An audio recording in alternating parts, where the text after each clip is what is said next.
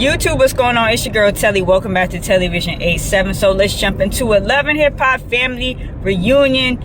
Now, this episode, we're going to get into all the drama with Shekinah and Lyrica trying to work through their differences. But before we get into that, let's kick it off from where it left last week. Chaotix game night, okay? He said he had somebody coming in to help out for the Miami team, and it is Sukihana. So I did predict that right, because I was looking at the body and I'm like, whose body is that? Turns out it's Sukihana's body, okay? She is there to help out and to, you know, just kick back and relax. She says her and Kill Bill, you already know they broke up or whatever, so she's there to just blow off some steam and have a good time. So they get to play in the games, and basically a lot of the questions boil down to which castmates was dating or sleeping with whomever. And come to find out, a lot of the women, you know, has something to do with Safari at one point in time. And the dudes in the confessional was like, oh, y'all always said Safari was corny, this, that, and the third, blah, blah, blah. But y'all end up, you know, smashing. So it was like, whatever.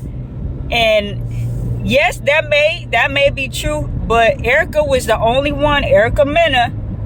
the only one crazy enough to marry the man and to have 2 kids by him.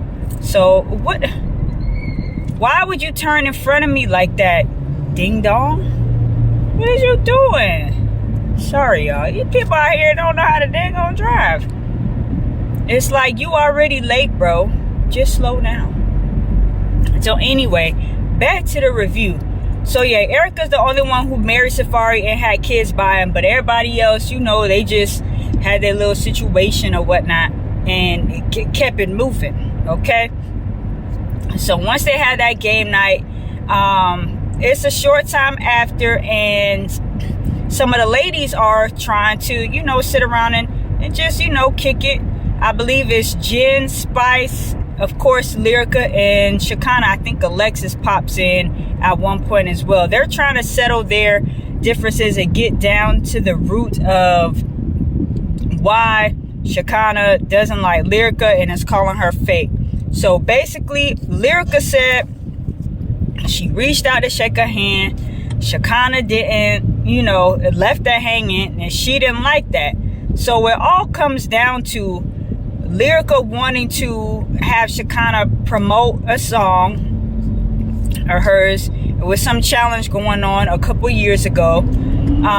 Shekinah did it, but then went back later, I guess, just to see what was going on, you know, with Lyrica or whatever. And come to find out, Lyrica unfollowed Shekinah. So Shekinah's salty because she's like, well, why would you ask for my help? Then, you know, well, why would you ask for my help? Then turn around and unfollow me. I don't like that. I don't do fake bitches. Y'all know how Shekinah be. Shekinah get the going. You know what I'm saying? So she didn't like that. And Lyrica was trying to explain to her, like, you know, that first DM, you know, that wasn't even from me. I don't always run my page. That was somebody from my team. It was basically a copy and paste to whomever was, you know, really popping at the time, who she thought could really help her out. So Lyrica's trying to explain to her that she don't always run her page, and the second message that she sent, it was actually her, and her page has been, you know, hacked, and sometimes she don't know who she's still following and unfollowing. Basically, she was trying to tell Shekinah, look, it's not that serious. I wasn't trying to dish you. I wasn't trying to slight you. I didn't know. I don't always have control of my page. Which I thought they were getting somewhere. But at some point, Lyrica called Shekinah a bitch or something. She was like, oh yeah, look at this. This little bitch is getting out of line, or, you know what I'm saying, doing all this extra. And then Shekinah loses it. So, like, I don't understand why Lyrica be so quick to drop, but all of them really, they be so quick to, you know, to drop, you know, bitches on everybody. But Shekinah was trying to explain, and I understand Shekinah can be, you know, extra loud and over the top, and Lyrica if you don't know Shekinah, you're not going to take too well with that.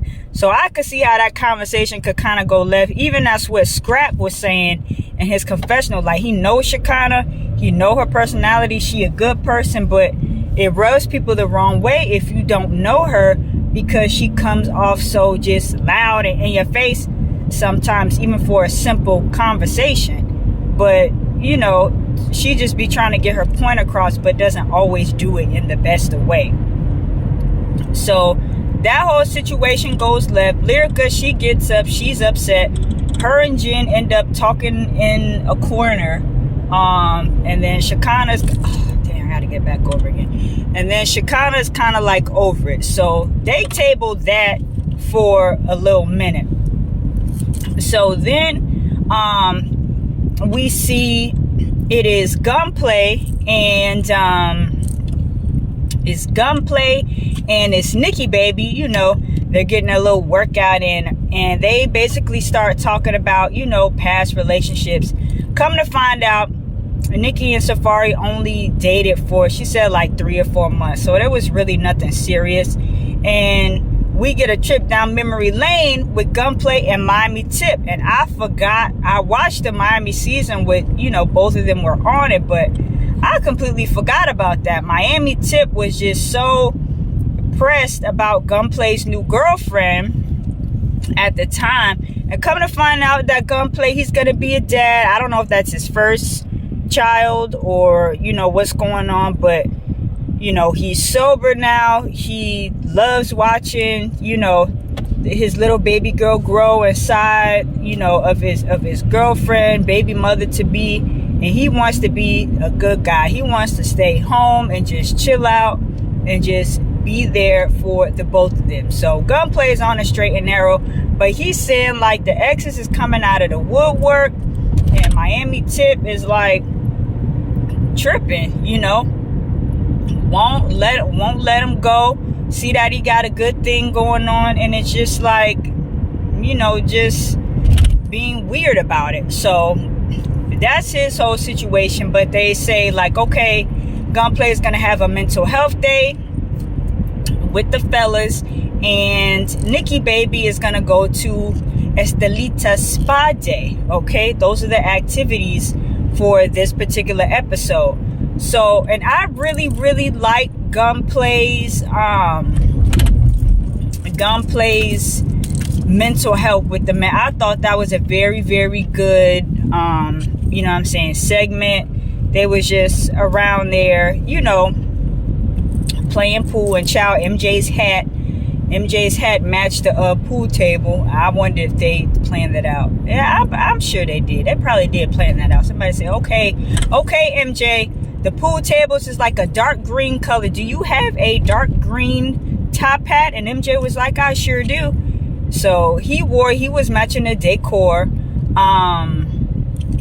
So they all go around and talk about, we already know Gunplay's you know, past troubles with the drugs and everything. So they go around and talk about how Scrap was in prison for a few years off of some drug charges. I think it was just weed or something like that.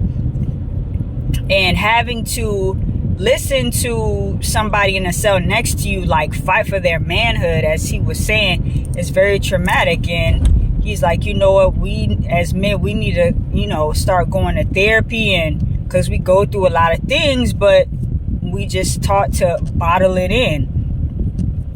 So Scrap shared his story. Fresher, y'all remember he got robbed at gunpoint. I remember that story coming out a couple years ago. He got robbed at gunpoint. He said all he wanted to do was go home to his family, Jen and the kids, and, you know, just be a family guy. He says he still wants to marry Jen, even though he doesn't want to do the elaborate, over the top, like super duper wedding. He knows that marrying Jen is the right thing to do. So that was like an eye-opener reality check for him.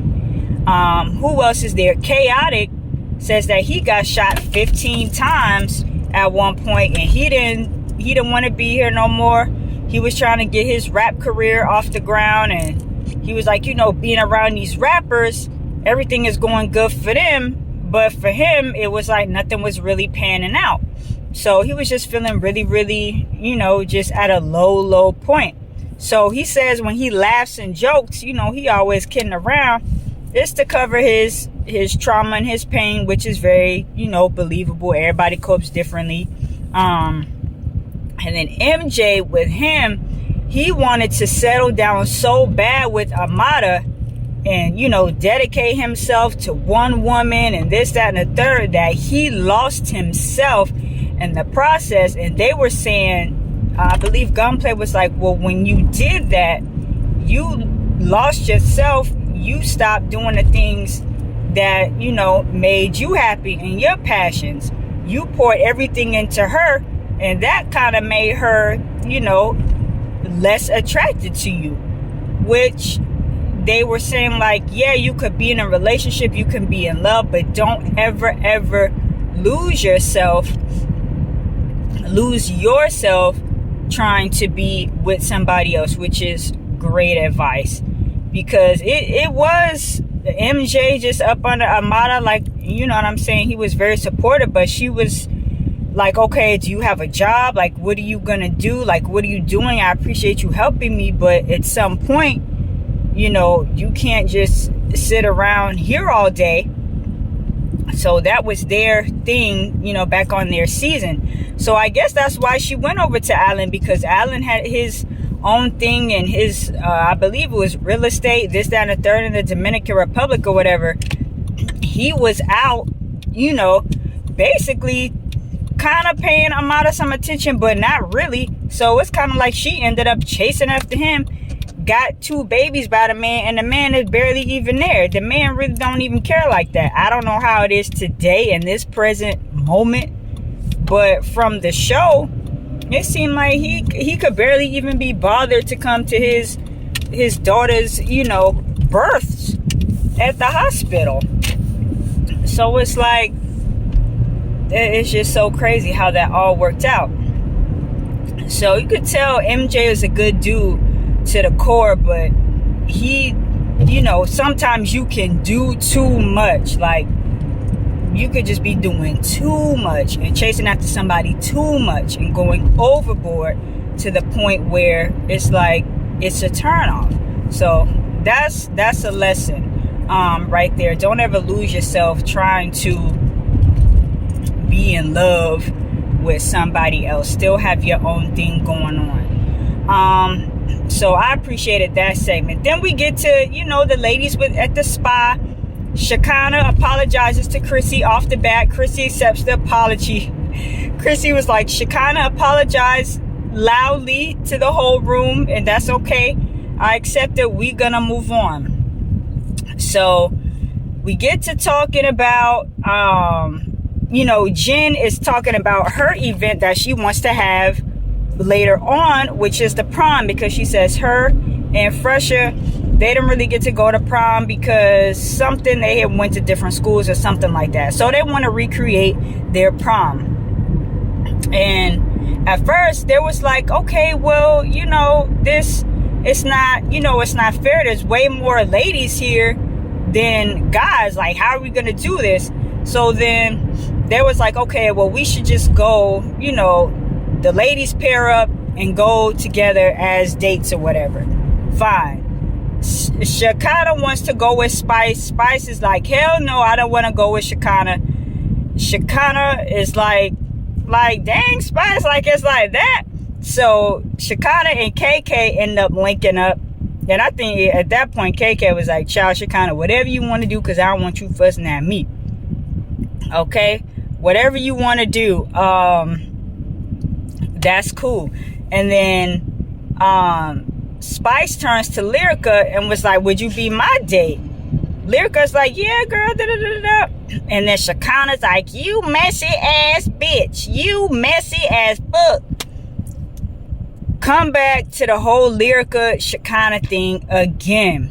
This time, Sukihana tries to mediate. And it's going okay at first, because they basically saying the same thing, but they can never really get anywhere. Nobody can ever say sorry, because Lyrica once again call Shekinah a bitch, and then Shekinah just, you know what I'm saying, goes off the deep end. So all this arguing back and forth, Mama Jones, she get up and go, y'all. Mama Jones can't be bothered. Chrissy looks over it, and it's like, dang, how you have a spa day, y'all supposed to be relaxed, and it's just a hot mess. It's just a hot mess.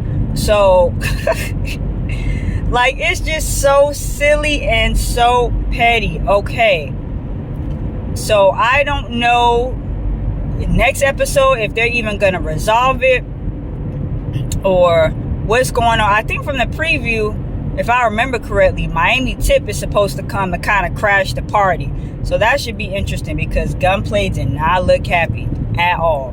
So let me know what you guys think about the episode. Who's in the wrong? Is Shekinah in the wrong? Lyrica in the wrong? They both in the wrong? I think Lyrica was in the wrong, because she kept calling Shekinah like bitch, bitch, bitch, when it wasn't even really like necessary. But Shekinah also needs to learn how to like just tone it down a little bit and talk to people instead of like talking at them. So they just they couldn't get their, you know, their points across, you know, in a respectable manner, because one got so quickly offended about how the other was either talking to them or what the other person was saying to them. So that was this episode. Let me know what you guys think about it, and let me know what you guys think about Gunplay's you know, the mental health with the guys talk. I think that was my favorite scene of the whole episode, because you know, we need more talks like that with the black men, you know what I'm saying, in our communities. So drop your thoughts down below. It's your girl Telly. TelliVision87 is the channel. Thank y'all for watching, and I'll be back with another video for you guys soon. Until then, peace.